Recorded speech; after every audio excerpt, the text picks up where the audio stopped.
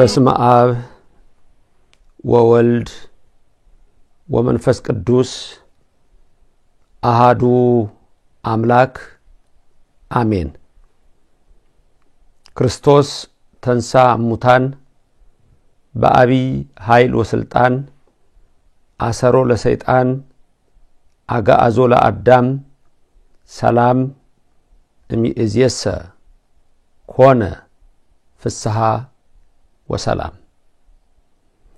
ሞትን ድል አድርጎ ሙስና መቃብርን አጥፍቶ ለሁላችን ሕይወት የሰጠን አምላካችን መድኃኒታችን ፈጣሪያችን ኢየሱስ ክርስቶስ ከዘላለም እስከ ዘላለም ለስም አጠራሩ ክብር ምስጋና ይግባው። በመላው ዓለም የምትገኙ በክርስቶስ ክርስቲያን በወልድ ውሉድ ውሉዳን ተብላችሁ የተሰየማችሁ አእይንተ እግዚአብሔር አበው ካህናት አሃው ዲያቆናት የቤተ ክርስቲያን ጌጦቿ ምእመናን አባቶች እናቶች ወንድሞችና እህቶች እግዚአብሔር አምላክ የሚወዳችሁ ሕፃናት ጭምር የአብ ጸጋ የወልድ ቸርነት የመንፈስ ቅዱስ ኅብረት አንድነት ከሁላችን ጋራ ይሁን። የቅድስተ ቅዱሳን ድንግል ማርያም ምልዕተ ክብር ምልዕተ ውዳሴ መዝገበ ጸሎት አቁራሪተ መዓት ሰዓሊተ ምሕረት እማምላክ ወላዲተ አምላክ አማላጅነቷ አይለየን። የቅዱስ ሚካኤል የቅዱስ ገብርኤል የእልፍ አላፋት መላእክት ጥበቃ በሁላችን ዘንድ ይኑር። የነቢያት የሐዋርያት የጻድቃን የሰማዕታትን በረከት አያርቅብን።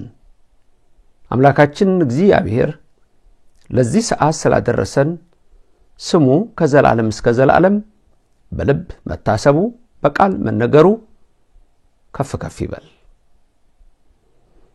ዛሬ በዚህ በቀጥታ የምንማማረው አሁን አንድ የፕሮቴስታንት አማኝ በጻፈልኝ መልእክት ያ መልእክት ደግሞ ስለደረሰኝ በሱ ላይ ለሱም ለመሰሎቹም በምክንያት ነውና ለሁሉም ሰው ለመማር ይሆን ዘንድ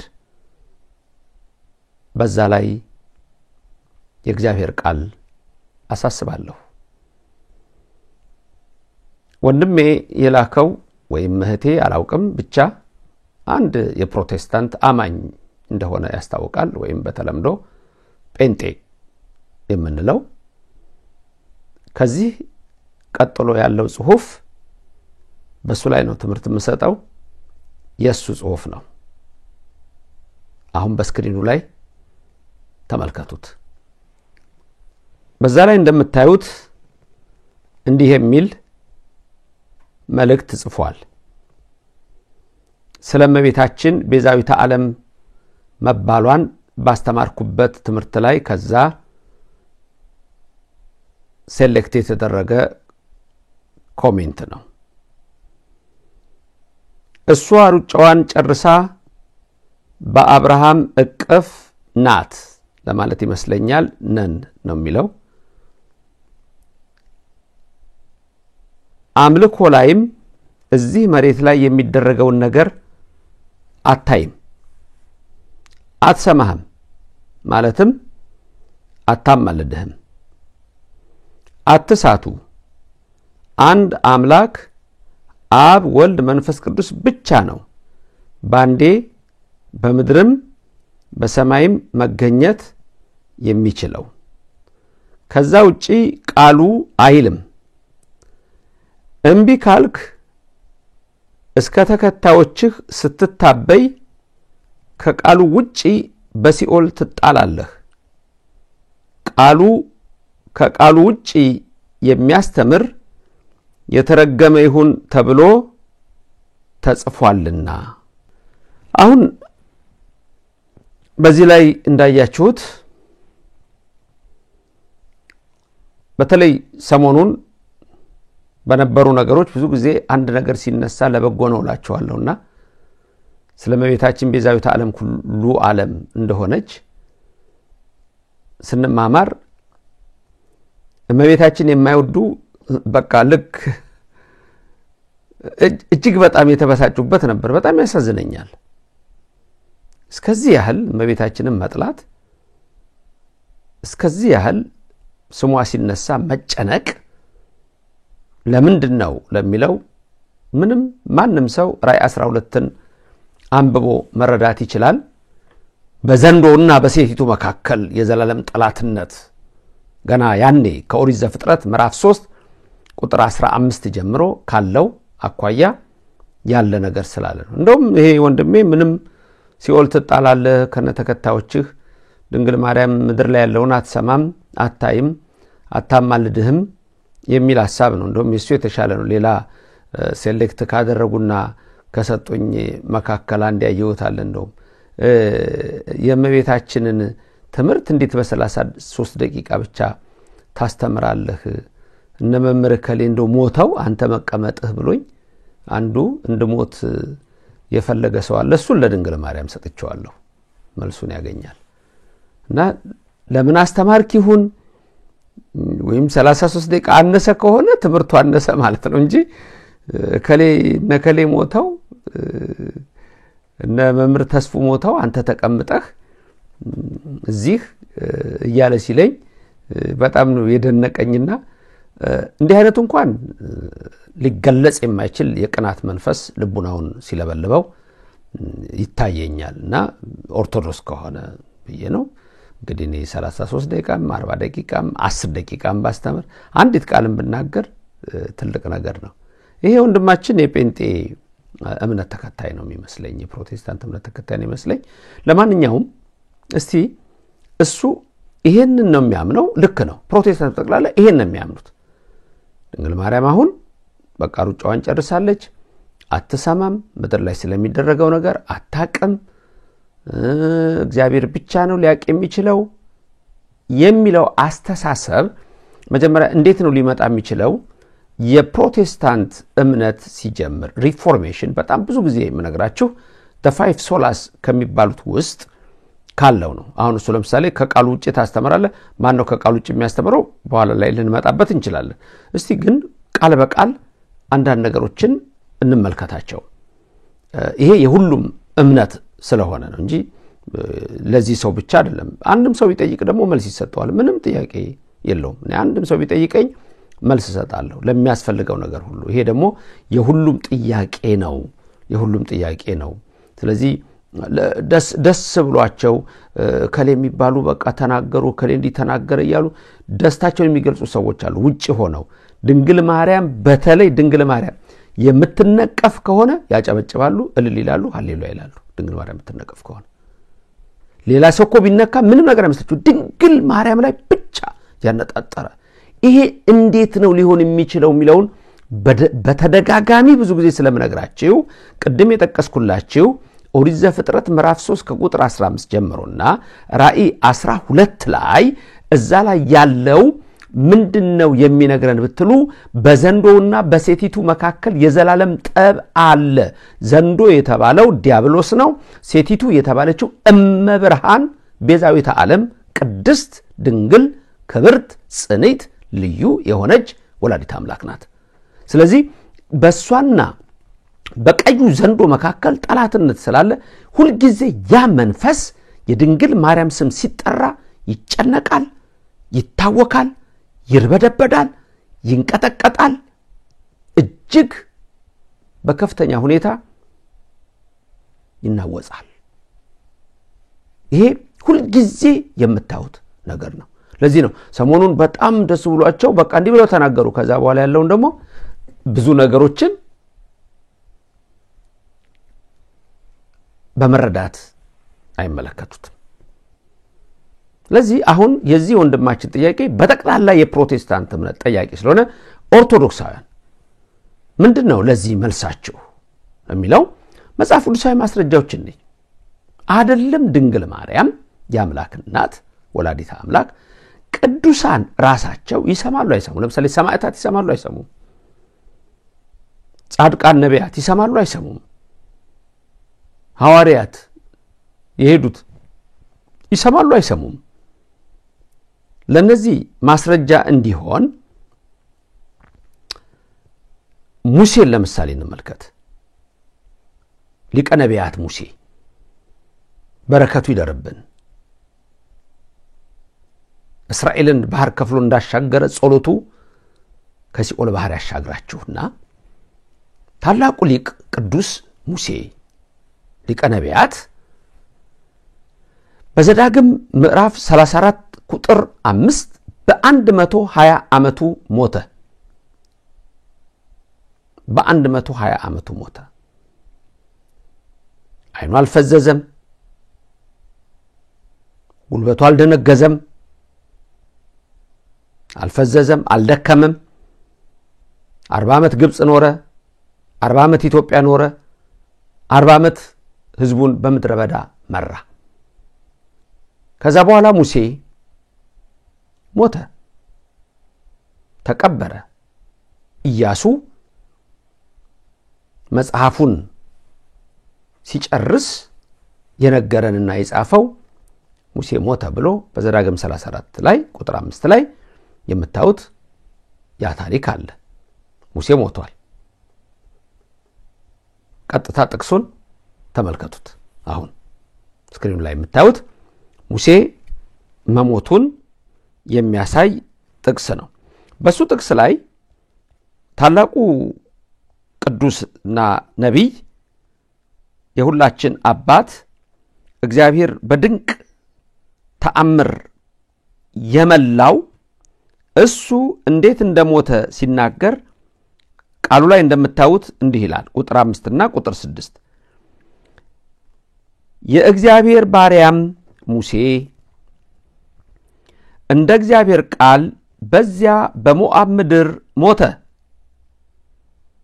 በቤተ ፌጎርም ፊት ለፊት በሞዓብ ምድር በሸለቆ ውስጥ ተቀበረ።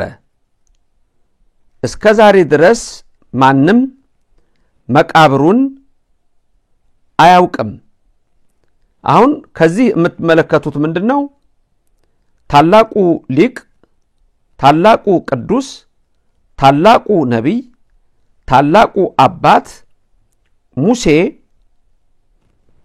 እንደሞተ ነው። አሁን ልብ በሉ እንግዲህ የወንድማችን ጥያቄ የብዙ ፕሮቴስታንቶች ጥያቄ ምንድነው? ቅዱሳን ከሞቱ በኋላ ምንም ያውቁት ነገር የለም። በተለይ የመክብብን እየጠቀሱ ድሮ በትንሽ ትራክቶች እየጻፉ ከሞት አንበሳ በህይወት ያለው ውሻ ይሻላል ትርጉሙ ሳይገባቸው በጣም ብዙ ሲጠፉበት የነበሩ ገና ድሮ መልስ ስንሰጠው የነበረ አስተሳሰብ አለ። አሁን ሙሴ ሞተ። ክርስቲያኖች አዎ ሙሴ ሞቷል። በፕሮቴስታንቱ ዘንድ እንግዲህ ሙሴ ሞተ ማለት በቃ አለቀለት ነው። በእኛ ዘንድ ግን አይ አላለቀም። እንደውም ወደ በለጠ ክብር ሄደ፣ ወደ እግዚአብሔር ሄደ። እንደውም ከዚህ ምድር ማይሰር ወደ ትልቁ ጳውሎስ ሐዋርያ እንዳለው ዛሬ በድንግዝግዝ ነው የምናየው፣ የዛን ጊዜ ግን ፊት ለፊት እናያለን እንዳለ ወደ ታላቁ አምላክ ወደ እግዚአብሔር ሄዷል። አሁን ነገሩ ምንድነው? እንግዲህ ድንግል ማርያም በዚህ ምድር ላይ ምንም የሚሰራውን አታቅም፣ ሩጫዋን ጨርሳ ሄዳለች።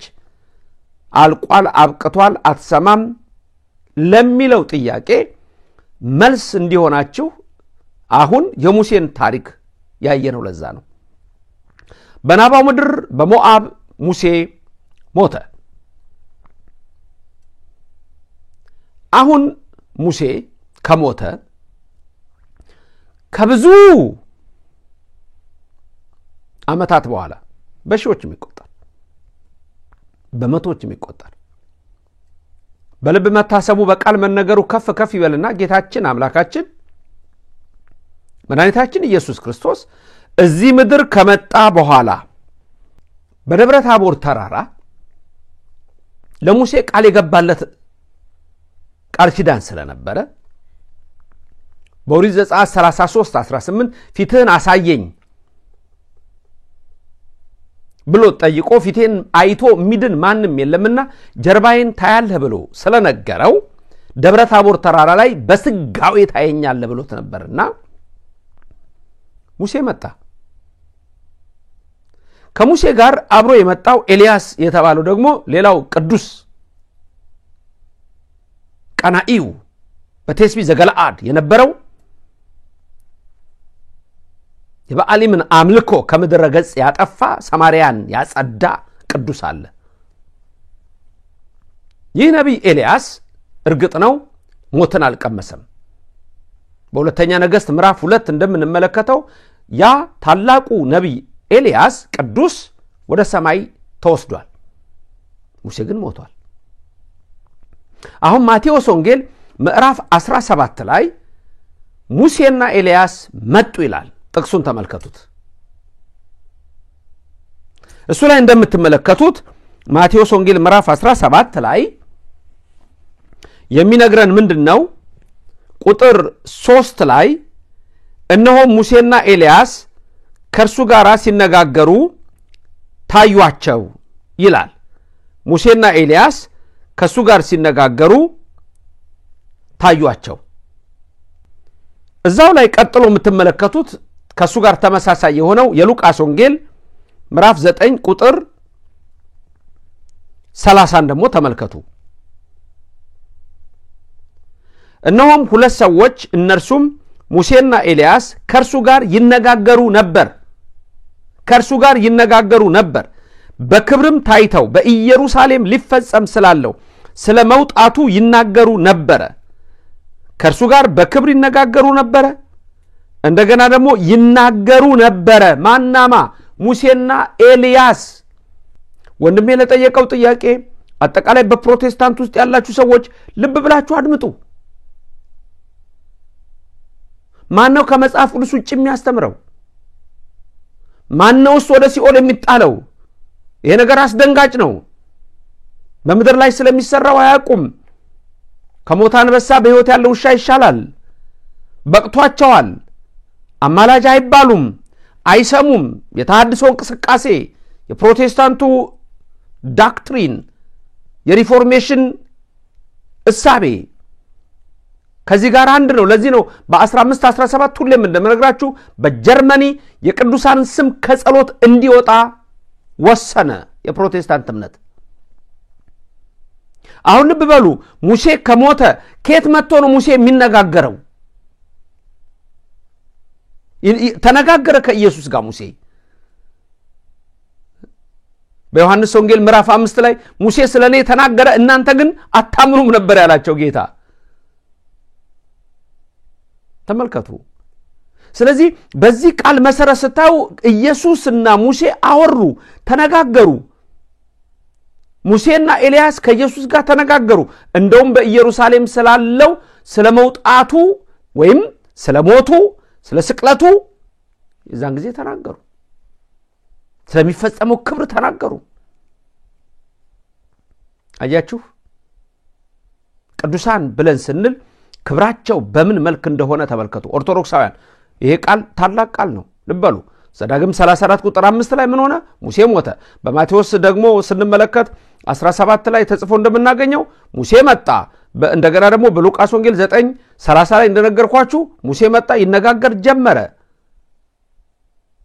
ስለዚህ ሙሴ ሞቶ የለም እንዴ? ከየት ነው የመጣው? እንዴት ነው ሊናገር የሚችለው? ልብ በሉ። ይሄ ስጋ አይደለም እንድንናገር የሚያደርገን ነፍስ ናት። ለዚህ ነው ነፍስ ስትለየን እኮ አስክሬን የሚባለው። ሬሳ የሚባለው እኮ ነፍስ የምትናገረው ነፍስ ለማትኖር። ሬሳን ማናገር ትችላላችሁ? ሬሳ ይሰማል?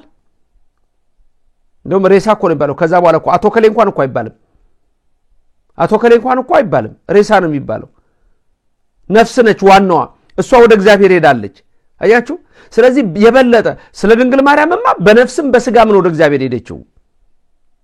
እሱ ደግሞ እንዳያስደንቅህ ኤልያስን ምሳሌ አድርጌልሃለሁ። አሁን ምሳሌ ሆነ። ከነ ስጋው ነው ሄደ ወደ ገነት ወደ ብሔረ ሕያዋን። እነ ሄኖክ ተወስደዋል። ዘኢተረክበ ለሞት ይለዋል ሄኖክን። ለሞት አልተገኘም ይላል። ስለዚህ ተመልከቱ ኦርቶዶክስ ተዋሕዶ ቤተክርስቲያናችን ምን ያህል ጥንቁቅ እንደሆነች፣ ምን ያህል ትምህርቷ በጠቅላላ መጽሐፍ ቅዱሳዊ እንደሆነ እዩ። አይደለም ትምህርቷ፣ አይደለም ስርዓቷ፣ የእያንዳንዱ ክርስቲያን በየቤቱ የነበረው ህይወት መጽሐፍ ቅዱሳዊ ነበር አንድ ወንድሜም ነው የሚጻፍክልኝ ያለ ካልቸር ኢዝ ዳይናሚክስ ብለው ካልቸር ሁለት አይነት ነው ለማውራው ባህል በየሳውራላችሁ ድንገ ባለፈው ብያቸዋለሁ በየሰፈሩ ያለውን ባህል አይደለም ብያለሁ እኔ ማውራው ሃይማኖታዊ ባህል ነው ሃይማኖታዊ ወግ ነው ሃይማኖታዊ ስርዓት ነው ሃይማኖታዊ ትውፊት ነው ይሄ ደግሞ በጣም ሊጠና የሚገባው እንኳን ይሄ ሃይማኖታዊ ቀርቶ ዝም ብሎ ተራው እንኳን ራሱ ባህል የሚባለው ይጠናል በነገራችን ላይ በትምህርት ቤት በዩኒቨርሲቲ ካልቸራል አንትሮፖሎጂ ሌላ ምንም ጥናት የለውም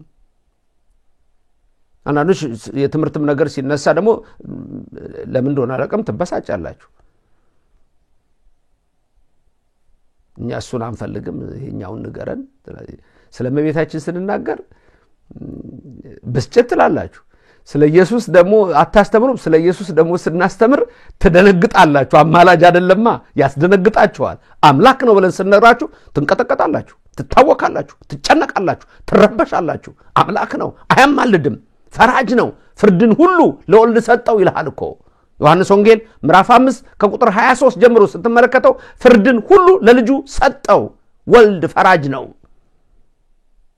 ስለዚህ አሁን ልብ በል አንተ ወንድሜ አስተውለ እንድትሄድ ጥሩ ነው መጠየቅህ ግን ለጠየቀው ደግሞ ይሄንን መልስ በደንብ እንደምትሰማኝ ተስፋ አደርጋለሁ ባንተ ደግሞ አጋጣሚ በአንጻረ በለስ ረገማ ለኃጢያ ሌላውም ሰው በጠቅላላ በሌላ እምነት በፕሮቴስታንት እምነት ውስጥ ያላችሁ ልብ ብላችሁ ስሙ ማርያም አትሰማም ምድር ላይ የሚደረገውን አታቀም ስትሉ ይሄው ሙሴ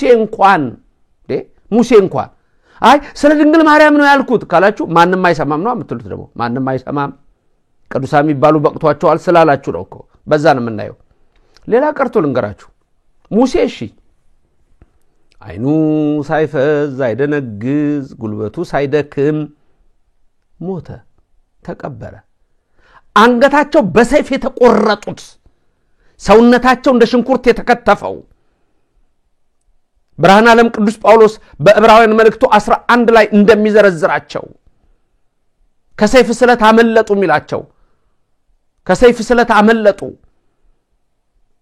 ከእሳት የባዕድ ጭፍሮችን አባረሩ ዓለም አልተገባቻቸውምና የበግና የፍየል ቆዳና ሌጦ ለብሰው በዋሻ ተንከራተቱ የሚላቸው ቅዱሳን አሉ በረከታቸው ይድረሰን እናንተ አትሉ እኛ እንላለን በረከታቸው ይድረሰን ተመልከቱ ታዲያ እነዚህ የታረዱት እንኳን የተጨፈጨፉት የሞቱት እንኳን ሰማይ ሆነው ምድር ላይ ስላለው ያቃሉ እንኳን እመብርሃን ቤዛዊተ ዓለም ቀርታ እነዚህ ሰማዕታት የታረዱት ሰማዕታት ምድር ላይ ስላለው ነገር በደንብ ያውቃሉ ዮሐንስ ራእይ ላሳያችሁ እስቲ ምዕራፍ 6 ቁጥር 9 ላይ እዛው ራእይ ላይ ደግሞ ሌላ ጥቅስ ሰጣችኋለሁ እስቲ መጀመሪያ ይሄን ጥቅስ ተመልከቱት ራእይ ምዕራፍ 6 ቁጥር 9 ወይም ራእይ ዮሐንስ ምን ይላል ላንብብላችሁ አብራችሁ ከኔ ጋር አንብቡ በሱ ላይ እንደምትመለከቱት ቅዱስ ዮሐንስ ወንጌላዊ ነው ራእዩን የጻፈው የተባረከው ቅዱስ ወንጌላዊ በምዕራፍ 6 ቁጥር 9 ላይ እንዲህ ይላል አምስተኛውንም ማህተም በፈታ ጊዜ ስለ እግዚአብሔር ቃልና ስለ ጠበቁት ምስክር የታረዱትን የሰዎች ነፍሳት ከመሰዊያ በታች አየሁ ተመልከቱ እነማንን ያዩት የታረዱትን የሰዎች ነፍሳት ናቸው ታርደዋል ሰማዕት ሆነዋል ተጠልተዋል ተገርፈዋል ተገለዋል እንደ ሽንኩርት እነ ቅዱስ ጊዮርጊስ እንደ ሽንኩርት እነ ቅዱስ እስጢፋኖስ በድንጋይ ተወግረው ሞተዋል እነ ቅዱስ ቂርቆስ በጋን በፍሎሃ ውስጥ እነ ቅድስት ኢየሉጣ እነዚህ ሁሉ የታረዱት ነፍሳት ይላል በተለይ በዲዮቅልጥያኖስ በመክስሚያኖስ ዘመነ መንግስት የታረዱ ብዙ አሉ ዛሬም ድረስ የሚታረዱ አሉ እነዚህ ነፍሳቸው በክብር ናት ስለዚህ ምን አለ ቅዱስ ዮሐንስ ወልደ ነጎድጓድ በምዕራፍ 6 ቁጥር 9 ላይ አምስተኛውን ማህተም በፈታ ጊዜ ስለ እግዚአብሔር ቃልና ስለ ጠበቁት ምስክር ስለ እግዚአብሔር ቃልና ስለ ጠበቁት ምስክር የታረዱትን የሰዎች ነፍሳት ከመሰዊያ በታች አየሁ ይላል ምስክር ማለት በግዕዙ ሰማዕት ማለት ነው ሰማዕት ማለት ነው። የታረዱትን የሰዎች ነፍሳት እነዚህ ያያቸው ምን ይሆኑ ናቸው? የታረዱ ናቸው፣ የሞቱ ናቸው፣ የተገደሉ ናቸው። ቁጥር 10 ላይ ምን አሉ? በታላቅ ድምጽ እየጮሁ ተመልከቱት ጥቅሱን። በታላቅ ድምጽ እየጮሁ እነማን ናቸው የሚጮሁት በታላቅ ድምጽ? የታረዱት፣ የተሰዉት፣ የተጠሉት፣ የተገፉት፣ የተገረፉት ቅዱሳን ሰማዕታት አባቶቻችን የምንመካባቸው እኛ ኦርቶዶክሳውያን ተመልከቱ። በታላቅ ድምጽ እየጮሁ ነው የሚለው። ሰው ከሞተ በኋላ ይጮሃል? ወንድሜ ጠየቀኝ ጥያቄ ትዝ ይልሃል? ማርያም አትሰማም? ምድር ላይ ስላለው አታውቅም? እሷ በአብርሃም እቅፍ ነች። እንደውም ጥሩ ነው በአብርሃም እቅፍ። አብርሃም ነው በእሷ እቅፍ ያለው። አብርሃም ነው በእሷ እቅፍ ያለው። እሷ ከሥላሴ በታች ከፍጡራን ሁሉ በላይ ከመላእክት ሁሉ በላይ ከነቢያት ሁሉ በላይ ከሐዋርያት ሁሉ በላይ ከሰማዕታት ሁሉ በላይ ከቅዱሳን ሁሉ በላይ ናት። እመብርሃን ወላዲተ አምላክ ተመልከቱ። ስለዚህ እነዚህ ሰዎች የታረዱ ናቸው። ያየው ነፍሳት ነው፣ የታረዱትን ነፍሳት ነው፣ የሰማዕታትን ነፍሳት ነው። ቁጥር 10 ላይ እንደምታዩት በታላቅ ድምጽ እየጮሁ ይላል። እየጮሁ ምን ይላሉ? ቅዱስና እውነተኛ ጌታ ሆይ ይሉታል። ተመልከቱ። ቅዱስና እውነተኛ ጌታ ሆይ ያመሰግኑታል። ቅዱስና እውነተኛ ጌታ ሆይ ብለው ይጠሩታል ሰማዕታት። ቅዱስና እውነተኛ ጌታ ሆይ እስከ መቼ ድረስ አትፈርድም ይሉታል። ፍረድ እንጂ እስከ መቼ ነው የማትፈርደው? ደማችንንስ በምድር በሚኖሩት ላይ እስከ መቼ አትበቀልም አሉ። ደማችንን ሰማዕታትን የጠላችሁ፣ ነቢያትን የጠላችሁ፣ ቅዱሳንን የጠላችሁ ሰዎች አዎ አንተ ከነተከታዮች ሲኦል እንዳትወርድ ያልከኝ ኧረ ልብ በል። በመናገር አይደለም ቃሉ ምንድነው የሚለው እዚህ ጋር? ቅዱሳንን የጠሉ ሰዎች፣ ያረዱ ሰዎች፣ የገደሉ ሰዎችን ምንድነው የሚሉት እነዚህ ቅዱሳን? እየጮሁ እውነተኛ ቅዱስ ጌታ ሆይ እስከ መቼ ደማችንን ባፈሰሱት ላይ በምድር በሚኖሩት ላይ እስከ መቼ አትበቀልም አሉ። ምድር ላይ ያለውን ነገር ሁሉ ይመለከታሉ። ከዛ ቀጥሎ ያለው ቁጥር 11 ምን እንደሚለው እጅግ ደስ ይላል። ለእያንዳንዳቸው ነጭ ልብስ ተሰጣቸው። ለሰማዕታት ለታረዱት ነፍሳት ነፍስ የክብር ነው። አሁን ይሄ ልብስ የክብር ልብስ ነው። ተመልከቱ፣ የክብር ልብስ ነው። ነጭ ልብስ ተሰጣቸው። እንደነርሱም ደግሞ ይገደሉ ዘንድ ያላቸው የባሪያዎች ባልንጀሮቻቸውና የወንድሞቻቸው ቁጥር እስኪፈጸም ድረስ ገና ጥቂት ዘመን እንዲያርፉ ተባለላቸው። የታረዱትን የሰዎች ነፍሳት ከመሠዊያ በታች አየሁ። በታላቅ ድምጽ እየጮሁ ቅዱስና እውነተኛ ጌታ ሆይ በምድር ላይ በሚኖሩት ላይ ደማችንን ባፈሰሱት ላይ እስከ መቼ አትበቀልም አሉ። ጥቂት ዘመን እረፉ፣ እበቀላለሁ፣ እንደናንተ ገና የሚዋጁ ሌሎች አሉና ብሎ ነጭ ልብስ አለበሳቸው። የታረዱት ሲናገሩ ሰማህ? እኛ ቅዱሳን የምንላቸው እነዚህ ናቸው። እኛ አባቶቻችን የምንላቸው እነዚህ ናቸው። ነቢያት፣ ሐዋርያት፣ ጻድቃን፣ ሰማዕታት። ወገኖቼ ታረዱ የተባሉት ይናገራሉ። እነዚህ ሰማዕታት እነ ሙሴ ምድር ላይ ስላለው ነገር ካወቁ እንደው የአምላክ እናት ድንግል ማርያም ላይ ዘመቻችሁ ምንድነው? ይሄንንም እርግጥ አታምኑም። ማን ነው ከመጽሐፍ ቅዱስ ውጭ የሚያስተምር? ኦርቶዶክስ ወይስ እናንተ? ወንድሜ አንተ ነህ እንግዲህ መልስ የምትሰጠኝ። አያችሁ፣ በፕሮቴስታንት እምነት ውስጥ ያላችሁ አጥብቃችሁት ይሄ ዝም ብሎ አሁን ተራ ነገር አይደለም፣ የህይወት ጉዳይ ነው። ዝም ብሎ በሚለፈልፍ ሰው፣ ዝም ብሎ በከንቱ ነገር በሚያወራ ሰው አይደለም። አውቃለሁ አሁን የኔን ትምህርት እንኳን እንዳትሰሙ አቤት ብዙ አጥር እንደሚታጠር አውቃለሁ። ብዙ አጥር እንደሚታጠረው አሁንም ነግራችሁ በጠቅላላ ከመጽሐፍ ቅዱስ ውስጥ ነው የነገርኳችሁ። ቃሉ መጽሐፍ ቅዱስ ውስጥ ነው። ጥቅሱን ጭምር እያሳየዋችሁ ነው። የት ጋ ነው ከሌላ መጽሐፍ ያወጣሁት እኔ? ስለዚህ እናንተ የፕሮቴስታንት ተከታዮች ሆናችሁ የኔን ትምህርት በመከታተል ወደ እውነት የመጡ በጣም ብዙ ስላሉ ያ ስለሚያስደነግጣቸው ገና መምህር ዘበነ ተረት ተረት ሊያስተምር መጣ እንዲህ አትሰማም። ወንጌላችን የተሸፈነባቸው ይላል ብርሃን ዓለም ቅዱስ ጳውሎስ። እንደውም የሚለው የተከደነባቸው ይላል፣ ለተከደነባቸው ይላል። ላንተ የተከደነ ወንጌል ነው፣ ለኦርቶዶክሱ ግን የተከፈተ ነው። ተመልከቱ ወገኖቼ፣ ድንግል ማርያም ምድር ላይ ስለሚደረገው ነገር አታቅም፣ አትሰማም፣ አታማልድም። እዚህ ጋር የምታዩቸው የታረዱት ሰዎች ቅድም የተመለከተነው ሙሴ አብርሃም ቀንን ያይ ዘንድ ተመኘ አየም ደስም አለው የተባለው መቼ ነው? ዮሐንስ ወንጌል ምዕራፍ 8 ላይ እኮ ከቁጥር 50 ጀምራችሁ እስከ ታች 55 ወርዳችሁ ስታነቡ እኮ የሚነግራችሁ እኮ ጌታችን ራሱ ባለቤቱ መድኃኒታችን ኢየሱስ ክርስቶስ እኮ የሚነግራችሁ ምን እንደው ታውቃላችሁ? አብርሃም ቀንን ያይ ዘንድ ተመኘ አየም ደስም አለው ይላል። ወገኖች አየ ደስም አለው። ስለዚህ ቅዱሳን ከሞቱ በኋላ እኮ ዝም ብለው ሆኑ ማለት እኮ አይደለም። ምንድነው ሰው ከሞተ በኋላ ጭራሽ እንደምንድነው ይሆናል የተባለው? በጣም ማስተዋል አለባችሁ። ድንግል ማርያም አትሰማም። ድንግል ማርያም ከመላእክትም በላይ ነች ብያለሁ። ግን ቅዱሳን ማንም ሰው የእግዚአብሔርን ሕግ የጠበቀ በሕጉና በሥርዓቱ የተጓዘ ሲሞት እንደ መልአክ ነው የሚሆነው። እንደ መልአክ ነው የሚሆነው። መጽሐፍንና የእግዚአብሔርን ኃይል አታውቁምና ትስታላችሁ የሚለው ቃል ትዝ አላችሁ? ምክንያቱም እኔ የአብርሃም የይስሐቅ የያዕቆብ አምላክ ነኝ፣ የሕያዋን አምላክ ነኝ፣ የሙታን አምላክ አይደለሁም ይላል። ቀጥሎ ጥቅሱን ላሳያችሁ። ስክሪኑ ላይ ሁላችሁም ተመልከቱና ከኔ ጋራ ይህን ጥቅስ እንድታነቡት እፈልጋለሁ።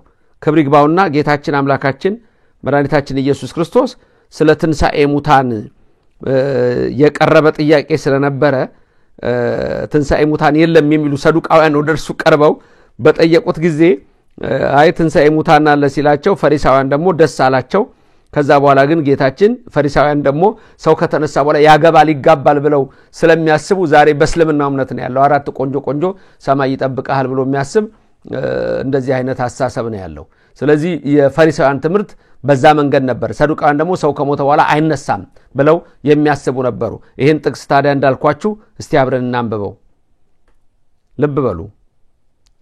ማቴዎስ ወንጌል ምዕራፍ 22 ከቁጥር 29 እስከ 32 ነው። ምን ይላል ቃሉ? እንዲህ ይላል። ኢየሱስ መልሶ እንዲህ አላቸው፣ መጽሐፍትንና የእግዚአብሔርን ኃይል አታውቁምና ትስታላችሁ።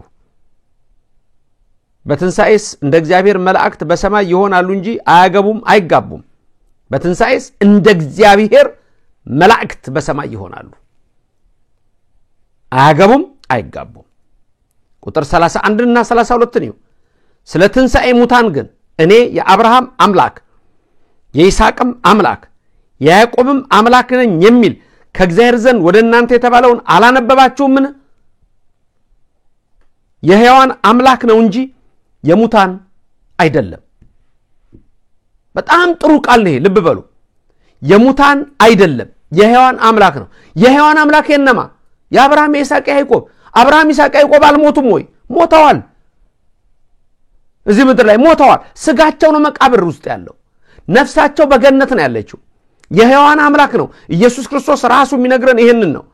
ተመልከቱ። ሰው ከሞተ በኋላ በሰማይ እንደ መላእክት ይሆናል እንዴታል? ጭራሽ የበለጠ ክብር። ታዲያ ወንድሜ ምን ሆነ ነው? ይሄን ጥቅስ አልደረስክበትም? ይሄን ጥቅስ እናንተ ጋር አይሰበክም? በእናንተ አዳራሽ ይሄ ትምህርት የለም? አይነገርም? ማርያም በምድር ላይ ስላለው ነገር አታቅም? አትሰማም? አታማልድህም? ከነተከታዮች ወደ ሲኦል ነው የምትወርደው። አብ ወልድ መንፈስ ቅዱስ ብቻ ነው የሚያውቀው። አብ ወልድ መንፈስ ቅዱስን የሚያውቀው አብ ወልድ መንፈስ ቅዱስን እኮ ከኦርቶዶክስ ተወስዶ ነው ፕሮቴስታንት ያወቀው እኮ። አያውቀውም እኮ ነበር። የሥላሴ ምስጢር እኮ የለም። የሥላሴ አማኞች እንደምትለው እኮ በኋላ ላይ እኮ ነው ዴቨሎፕ እየሆነች የመጣችው፣ እያደገች የመጣችው። በኋላ ነው እያደገ የመጣው እኮ። ያሳሰብ እኮ በብዙዎች ዘንድ እኮ ምስጢሩ አይገባቸውም እኮ። የሥላሴ ምስጢር አሁን አለ በፕሮቴስታንት እምነት ውስጥ። አብ ወልድ መንፈስ ቅዱስ ተብሎ ሶስት ስም ሶስት አካል አንድ አምላክ የሚለው አስተሳሰብ አለ አሁን። እውነት እሱን ሌላ ጊዜ እንመለከታለን። ምክንያቱም ኢየሱስን አማላጅ ነው የምትለው። እንዴት አድርገህ ነው አብ ወልድ መንፈስ ቅዱስ አንድ አምላክ ያልከኝ አንተ ጽፈህ? ለማንኛውም አብርሃም ሞቷል። አዎ። ይስሐቅ ሞቷል። አዎ። ያዕቆብ ሞቷል። እናውቃለን እኛ ኦርቶዶክሳውያን። ታዲያ በአብርሃም የምንመካው፣ በይስሐቅ የምንመካው፣ በያዕቆብ የምንመካው ምንድነው? ገና በኦሪት ዘጸአት ምዕራፍ 3 ላይ ስትመለከት ከቁጥር 12 ጀምሮ ስታይ በተለይ ቁጥር 14 ላይ እግዚአብሔር አምላክ ኃያሉ አምላክ በዛ በሲና ተራራ ሐመልማል ነበልባል ከሐመልማል ተዋህዶ ሚስጥሩን ሲነግረው ለታላቁ ቅዱስ ለሙሴ በዛ ውስጥ ምንድነው ያለው? ስምህ ማን ነው ብሎ ሲነግረው የዘላለም መታሰቢያዬ ነው ብሎ የነገረው ስም ምንድነው? እኔ የአብርሃም አምላክ የይስሐቅ አምላክ የያዕቆብ አምላክ ነኝ የሚል ነው። አሁንም ጌታ ኢየሱስ ክርስቶስ ራሱ መጥቶ ያኔ ለሙሴ እንደገለጸለት በዚህ በማቴዎስ ወንጌል ምዕራፍ 22 ላይ አሁን እንዳየነው ከቁጥር 19 ጀምሮ እስከ 32 በምንመለከትበት ጊዜ የነገራቸው ነገር ምንድነው? ያስተማራቸው ነገር ምንድነው? ሰው ከሞተ በኋላ እንደ መልአክ ይሆናል። እሺ ሌሎቹ ሰዎች ሁሉ ድንግል ማርያም አትሆንም? ከመላእክት በላይ ነች። እንደውም እንገረብያለሁ ከመላእክት በላይ ነች። አየህ ማን ነው ከመጽሐፍ ቅዱስ ውጪ እያስተማረ ያለው? ኦርቶዶክሱ ነው ወይስ ሌሎች? ብዙዎቻችሁ ድንገት ይሄን ትምህርት በሌላ እምነት ውስጥ ያላችሁ የሰማችሁ ካላችሁ አሁን የነገርኳችሁን ጥቅሶች ሁሉ አንብቡ። ስለ ቅዱሳን እንዳትሰሙ፣ ስለ ቅዱሳን አማላጅነት እንዳታደምጡ ያገዷችሁ የሰፈር ዱርዬዎች አስተውላችሁ እንድትሄዱ ይገባል። የት ነው ያለሁት ማለት ይገባል። የት ነው ያለው? የት እንደወደቅ ንስሐ ገባ። ንስሐ ባትገባ ግን ፊት ያለውን መብራት እነሆ መቅረዙን ከፊት ወስዳለሁ፣ በጨለማ ትርመሰመሳለህ ይላል። የምድሩ ህይወት ኃላፊ ነው። የምድሩ ህይወት ከንቱ ነው። የምድሩ ህይወት አጭር ነው፣ ጥቂት ዘመን ነው። የዘላለማዊ ህይወትን አስበው። ስለ ዘላለማዊ ህይወትሽ አስቢ። በከንቱ እምነት አዲስ በመጣ አስተሳሰብ ተወስዳችሁ ኢየሱስ ክርስቶስን አምላክ ከማለት የካዳችሁ አማላጅ ብላችሁ የጠፋችሁ ያደረገውን የማዳን ተግባር ያክፋፋችሁ የዘላለም ስሜ ነው ብሎ ያከበራቸውን አብርሃም ይስሐቅ ያዕቆብን ሞተዋል በቃቸው የምትሉ እሱ ግን መጥቶ እዚሁ በማቴዎስ ወንጌል ምዕራፍ 22 ቅድም የነገርኳችሁ ጥቅስ ያነበባችሁ ጥቅስ ላይ ምንድነው ያላቸው? እኔ የአብርሃም አምላክ የይስሐቅ አምላክ የያዕቆብ አምላክ ነኝ፣ የሙታን አምላክ አይደለሁም። የነ አብርሃም ሕያው አምላክ ነኝ፣ የነ ያዕቆብ ሕያው አምላክ ነኝ፣ የይስሐቅ ሕያው አምላክ ነኝ፣ የነቢያት የሐዋርያት ሕያው አምላክ ነኝ። ስለዚህ ድንግል ማርያምማ እና ከሰው ወገን አይደለችም። እሷ እንደው ከመላእክት በላይ መሆኗንም ከቅዱሳን በላይ መሆኗንም የአምላክ እናት መሆኗንም ዝም ብለህ ተውና አንድ ሰው አይደለችም ድንግል ማርያም። እንደሷ አማኝ አለ እንዴ ምድር ላይ? እንደሷ ንጹህ አለ እንዴ ምድር ላይ? ገብርኤል መልአክ መጥቶ ምልዕተ ጸጋ ምልዕተ ክብር አለም እንዴ ያላት? እኛን ወክላ ንጹህ ሆና የተገኘች ቤዛዊተ ዓለም ያልናት ተስፋችን ምክንያተ ድህን ያልናት የመዳናችን ምክንያት ቅድስተ ቅዱሳን ድንግል ማርያም ንጽሕት ጽንዕት ክብርት በቅድስና በልዕልና ምንላት እሷ በቃ ሞታለች አታቅም። ከገባ በሶስተኛው ቀን ተነስታለች እንደ ልጇ። መዝሙር 44 ቁጥር 9 ላይ ወትቀውም ንግስት በየማንከ ይላል። ንግስቲቱ በቀኝ ትቆማለች ይላል። ተነስታ በመንግስተ ሰማያት ነው ያለችው። ስለዚህ የጠየቀኝ ጥያቄ የጻፍክልኝ ጽሁፍ ወደ ራስህ የሚመለስ ነው። ራስህን መርምር። በአንተ ምክንያት ግን ትምህርቱ ለብዙዎች በፕሮቴስታንት እምነት ውስጥ በመንገላታት ላይ ላሉ በመሰቃየት ላይ ላሉ ሁሉ ይጠቅማቸዋል። የመውጣት ትምህርት ነው፣ የመዳን ትምህርት ነው። እግዚአብሔርን የማወቅ ነው፣ ቅዱሳኑን የማወቅ ነው፣ መላእክቱን የማወቅ ነው፣ ነቢያትን የማወቅ ነው። በኦርቶዶክስ ቅድስት ቤተክርስቲያን ውስጥ ሁሉ ጊዜ የሚነገረው ትምህርት ይሄ ነው። እና መነሻ እርግጥ ነው ቤዛዊተ ዓለም ድንግል ማርያም ተብላ አትጠራም የሚል የተሳሳተ ትምህርት ሰምታችሁ ደስ ብሏችሁ ከበሮ መታችሁ ትምህርቱ ደግሞ መልስ ሲያገኝ ደግሞ ጭንቅ ቀጠበብ እንደሱ ሆኖባችሁ ነው ነገሩ። ያስጨንቃል የእመቤታችን ነገር እኮ። አንዳንድ ቦታ ነው ይገርመኛል። አንዳንድ የተለያየ እምነት ያለ ሰዎች ሲገናኙ አባታችሁ ነው በጋራ እሷንም እንዴት እንደቻሉት ይገርመኛል። አባታችሁ ነው የማይጸለይም በፕሮቴስታንት ቸርች እኮ በነገራችን ላይ አይጸለይም። እና ይጸልዩና እሷን የሚያቋት እንደ ኦርቶዶክስ የነበሩ ናቸው እነሱ። ይጸልዩና ቀጥሎ የእመቤታችን ሲጀምር ግንባራቸው ይቆጣጠራል፣ ፊታቸው ይጨማደዳል፣ አንገታቸው ስራቸው ይተረተራል። ምንድነው እንደዚህ የሚያስጨንቀው? በቃ የዘላለም ጠላትነት እሱን ያወካችሁ በንስሐ ተመለሱ። ኑ እግዚአብሔር ደግ አምላክ ነው። እግዚአብሔር ቸር አምላክ ነው። እና ወንድሜ ወደ ሲኦል የሚወድቀው ከመጽሐፍ ቅዱስ ውጭ ያስተማረው ማን ነው? በማስተዋል ሰምተኸው የማስተዋል ልቡና ሰጥቶህ ከነዘመዶችህ ወደ መዳን ትገባ ዘንድ ወደ እውነተኛ ወንጌል ትገባ ዘንድ ዛሬም ኢየሱስ ክርስቶስ ኑ እያለ ይጣራል ና እያለ ይጣራልና ወደሱ ቅረብ ኦርቶዶክሳውያን ተማራችሁበት ብዙ ነገር አገኛችሁበት ስለዚህ በዚህ መንገድ ነው አዎ ብዙዎች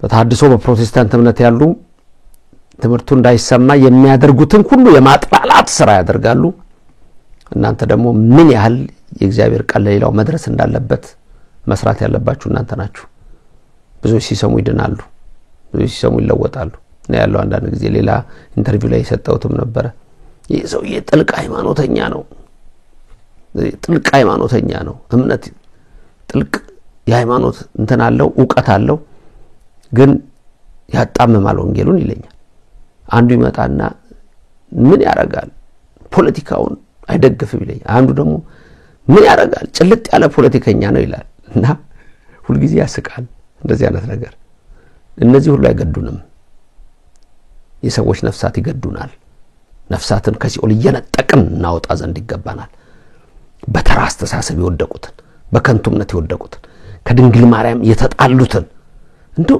ዝም ብሎ ስታስቡት ብዙ ጊዜ ሎጂክ የሚባል ነገር አለ ዝም ብሎ ሎጂክ ወይም ዝም ብሎ በኮንሽስ በሆነ እንደው ዝም ብሎ ስታስቡት ድንግል ማርያምን እየሰደቡ ኢየሱስን ወዳለው ማለት እንዴት ሊሆን ይችላል እንደው ዝም ብሎ ስታስቡት እንኳን ይሆናል እባካችሁ ዳኑ እባካችሁ አምልጡ ከሰዶም እንዳመለጠው እንደ ሎጥ አምልጡ ከእሳት እንዳመለጠው እንደ ሎጥ አምልጡ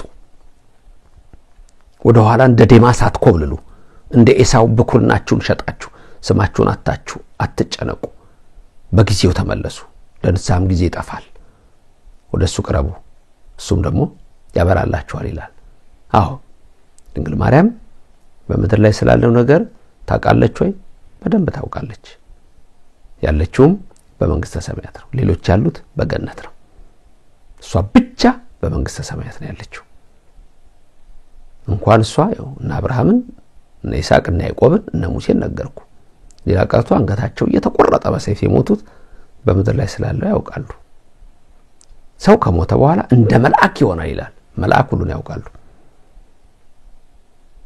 በሁሉ ቦታ የሚገኝ እግዚአብሔር ብቻ ነው አንበብ እንጂ አንበብ የሉቃስ ወንጌል ምዕራፍ 1 ቁጥር 19 ላይ በዚህ ላጠቃልልህና ገብርኤል መልአክ ምንድነው ያለው ለዘካርያስ እኔ በእግዚአብሔር ፊት የምቆመው ገብርኤል ነኝ አላለው በእግዚአብሔር ፊት የምቆመው ገብርኤል ነኝ የእግዚአብሔር ፊት የቱ ጋር ነው ንገረኝ እስቲ የእግዚአብሔር ፊት ኢትዮጵያ ብቻ ነው ዱባይ ብቻ ነው ሳውዝ አፍሪካ ብቻ ነው አውስትራሊያ ነው ጀርመን እንግሊዝ ፈረንሳይ ስፔን ብቻ ነው አሜሪካ ብቻ ነው የእግዚአብሔር ፊት በሰማይስ አይደለም በመድረስ አይደለም በሱ ፊት የምቆም ካለ ገብርኤል ደግሞ የትም ቦታ እንዳለ ተረዳሁ ገብርኤል ይሄን በጣም ረጅም ጊዜ ጀምሮ ያኔ ሳስተምር የነበረ ነው ምክንያቱም በተለይ አንድ ትዝ ይለኛል አንድ ፓስተር ሲሰብክ 88 ዓመተ ምህረት ላይ ትዝ ይለኛል ምን ብሎ ሲሰብክ ሰማሁት ይሄው ዛሬ ገብርኤል ተከተለኝ ብሎ ባሱ ላይ ጽፎ ገደል ሃሌሉያ ገደል ገባ ይላል ተመልከቱ ከማን ነው ጥሉ ስለዚህ ካላችሁበት የተበላሸ የአውሮፓ ትምህርት ተረት ከፈለክ ተረት የማርቲን ሉተር ነው መጽሐፍን የነቀፈ መጽሐፍን የቆነጻጸለ መጽሐፍን የሰደበ ቅዱሳንን የነቀፈ ያ ነው እኛማ እንጂ እኛ ወንጌል የነገረንን ይዘን የአብርሃም የይስሐቅ ያዕቆብ ሕያው አምላክ ነኝ እነሱም ሕያዋን ናቸው የሕያዋን አምላክ ነኝ አለ ሕያዋን ናቸው ሙሴን አምጥቶ አነጋገረው ተራራው ላይ ኤልያስን አመጣ አነጋገረው እነዚህ ናቸው እኛ አበውና ቅዱሳን የሰማነውን በልቡናችን ያሳደር ዘመነ ፋሲካውን የበረከት ያድርግልን የምትመለሱ ሰዎች ወደ እውነት የምትመጡ ሰዎች ሁሉ ጻፉልን በግልም ላገኛችሁ ይችላል ቅድስተ ቅዱሳን ድንግል ማርያም በቀኝ በግራ ተቆምላችሁ ከፊት ትምራችሁ ከኋላ ተከተላችሁ በልቡናችን ከልጇ ጋር ነክሳ ለዘላለም ትኑር ያስተማረን የመከረን የገሰጸን ኃያሉ አምላክ ስሙ የተመሰገነ ይሁን። ከመከራ ሥጋ ከመከራ ነፍስ ይሰውራችሁ፣ ሀብተ ሥጋ ሀብተ ነፍስ ያድላችሁ፣ ከሐዘነ ሥጋ ከሐዘነ ነፍስ ይሰውራችሁ፣ ትፍሲተ ሥጋ ትፍሲተ ነፍስን ያድላችሁ። ቅዱስ ሚካኤል ክንፍ ጋሻ ይሁናችሁ። ኃያሉ አምላካችን ኢየሱስ ክርስቶስ በቀራንዮ አደባባይ ባፈሰሰው ደሙ በቆረሰው ሥጋው ሁላችንም በምሕረት ዓይኑ ይመልከተን። አሜን። ልዑል እግዚአብሔር ይባርካችሁ፣ ፊቱንም ያብራላችሁ። የሰማችሁትን ትምህርት ለሰዎች ሁሉ አዳርሱ። በሱም ደግሞ እግዚአብሔር በረከቱን ለእናንተ ያድላችሁ። ሰላም ሁኑልኝ።